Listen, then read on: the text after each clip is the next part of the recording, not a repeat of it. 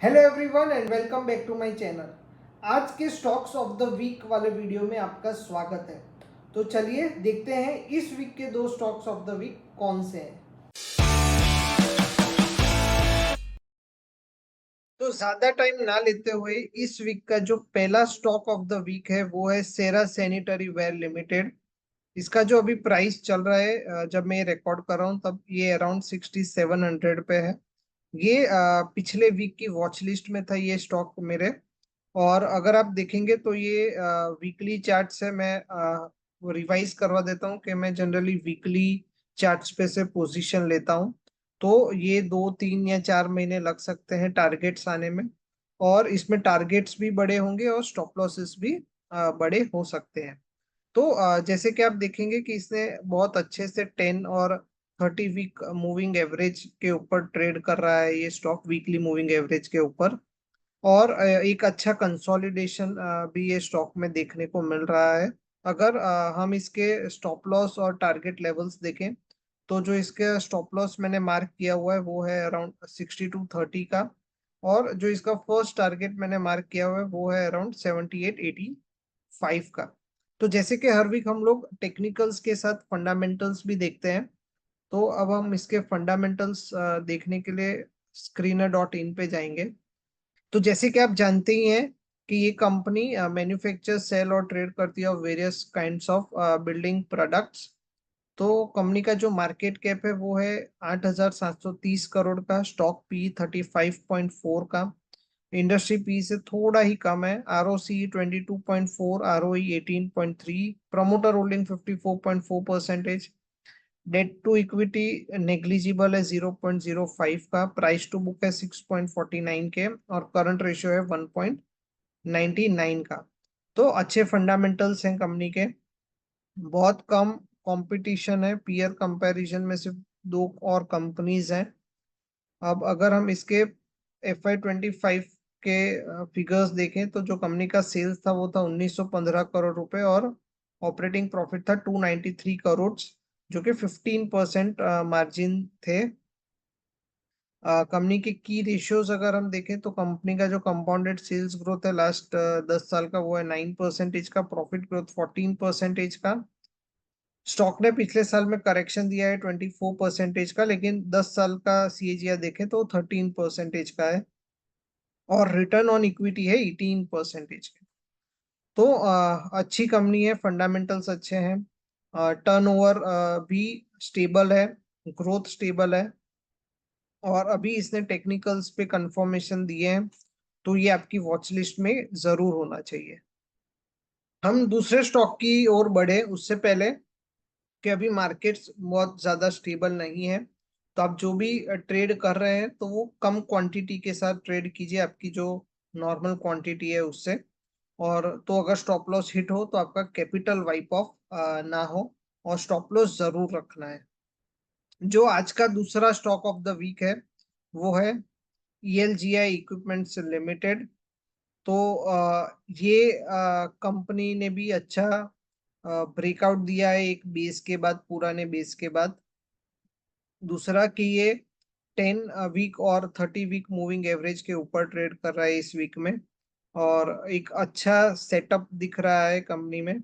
अगर मैंने इसके स्टॉप लॉस और टारगेट लेवल्स भी मेंशन किए हुए हैं, तो जो इसका स्टॉप लॉस हो सकता है वो हो सकता है अराउंड 553.55 का, और जो कंपनी का फर्स्ट टारगेट हो सकता है वो हो सकता है 676.40 का। ये स्टॉप लॉस और टारगेट्स में जनरली ATR बेस्ड करता हूँ। तो आप अपने स्टॉप लॉस और टारगेट्स डिजाइन कर सकते हैं।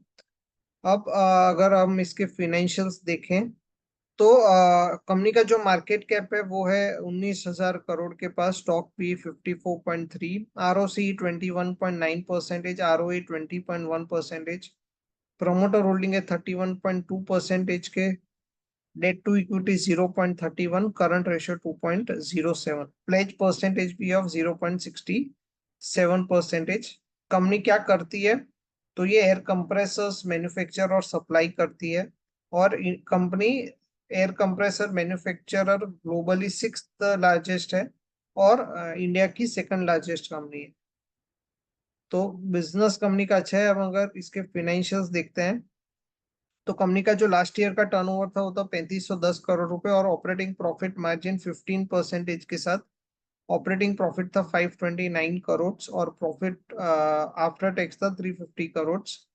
इसके कंपाउंडेड सेल्स ग्रोथ 10 इयर्स का था 11%, profit growth 27%, stock price CAGR 10 साल का 24% और रिटर्न ऑन इक्विटी 17%। एक साल से आप देखेंगे तो स्टॉक ने 15% का करेक्शन दिया है। सो ये एक अच्छी कंपनी है, सेकंड लार्जेस्ट मैन्युफैक्चरर है इंडिया में और six largest globally. Business stable है, रेशियोज अच्छे हैं, फंडामेंटल्स ठीक है, बहुत ज्यादा अच्छे और खराब नहीं बोल सकते, पर स्टेबल है, स्टेबल मार्जिन्स है। तो हम ये स्टॉक में वॉच लिस्ट में रख सकते हैं for buying in the next week या दिस वीक इटसेल्फ। तो जो इसके स्टॉप लॉस लेवल्स मैं वापस बता दूं वो रहेंगे 553 के और जो टारगेट्स हो सकते हैं वो हो सकते हैं 676.40 के। लेकिन वापस आपको कम क्वांटिटी से ट्रेड करना है ये स्टॉक्स में क्योंकि अभी मार्केट ज्यादा स्टेबल नहीं है। तो ये थे दो स्टॉक्स ऑफ द वीक। एक बार हम वॉच लिस्ट देख लेते हैं। वॉच लिस्ट पे ज्यादा फोकस अभी नहीं करना है, क्वांटिटी ट्रेड कम रखनी है। जो नंबर ऑफ शेयर्स हैं वो भी ट्रेड वाली वॉच लिस्ट में या आपकी ये पोर्टफोलियो में कम रखने हैं। लेकिन एक गो थ्रू कर लेते हैं। तो एक है डॉक्टर लाल पैथ लैब्स जो मेरे रडार पे है, स्नाइडर इलेक्ट्रिक जो ऑलमोस्ट ऑल टाइम हाई के जोन में है, असाही ग्लास अच्छा 3 वीक से कंसोलिडेट कर रहा है, BDL लिमिटेड अच्छे सपोर्ट जोन पे इधर से शायद पुल बैक दे सकता है या तो फिर इधर से और नीचे गिर सकता है। क्राफ्ट्समैन ऑटोमेशन वो भी अपने ऑल टाइम हाई जोन के पास ट्रेड कर रहा है। रेलटेल कॉप को आप इग्नोर कर सकते हैं क्योंकि अब ये सेटअप ज्यादा अच्छा नहीं दिख रहा है। एस्ट्रल लिमिटेड,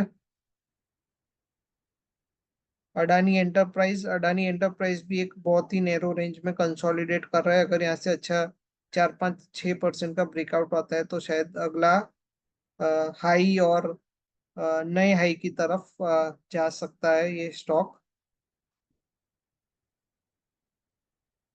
एलेम्बिक फार्मा ये भी अच्छा दिख रहा है।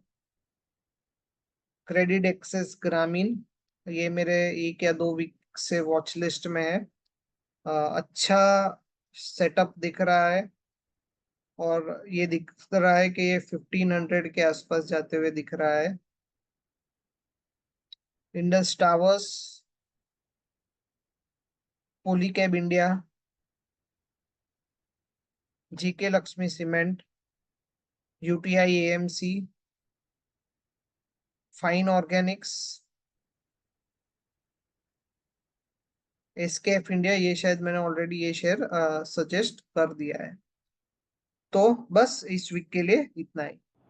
तो जैसे कि आपने देखा कि इस वीक के दो स्टॉक्स ऑफ द वीक थे, सेरा और ELGI इक्विपमेंट्स लिमिटेड। मैं एक डिस्क्लेमर दे देना चाहता हूँ एज अ सेबी रजिस्टर्ड कि ये दोनों स्टॉक्स मेरे पोर्टफोलियो में नहीं हैं। इसमें बाई या सेल आपकी रिस्पॉन्सिबिलिटी रहेगी, ये मैंने स्टडी के लिए शेयर किए हैं। आपको अपना stop loss target by price आपको डिसाइड करना है। ये शेयर बाई करना है या नहीं करना है वो भी आपको ही डिसाइड करना है, इसमें मेरी कोई भी रिस्पॉन्सिबिलिटी नहीं रहेगी। और अभी मार्केट थोड़ा डिफिकल्ट भी है तो सोच समझ के ट्रेड कीजिए। ये इन्वेस्टिंग के लिए नहीं है, ये ट्रेड वाले स्टॉक्स हैं जो मैंने आपके साथ शेयर किए हैं। और स्टॉप लॉस ज़रूर रखना। जो आप नॉर्मली जो ट्रेडिंग क्वांटिटी या कैपिटल से आप ट्रेड करते हैं उससे 50% या 25% क्वांटिटी से ही ट्रेड कीजिए क्योंकि अभी मार्केट कहाँ जाएगा वो हमको पता नहीं है। और अगर मार्केट नीचे जाता है तो हमारे पास ऑलवेज एक स्टॉप लॉस होना चाहिए। तो आपको अगर मेरे ऐसे वीडियोस हर वीक पसंद आते हैं तो मेरे वीडियोस को लाइक कीजिए, अपने दोस्तों के साथ मेरे चैनल को शेयर कीजिए, मेरा चैनल सब्सक्राइब कीजिए और याद रखिए सपने देखिए क्योंकि सपने ज़रूर पूरे होते हैं। Thank you.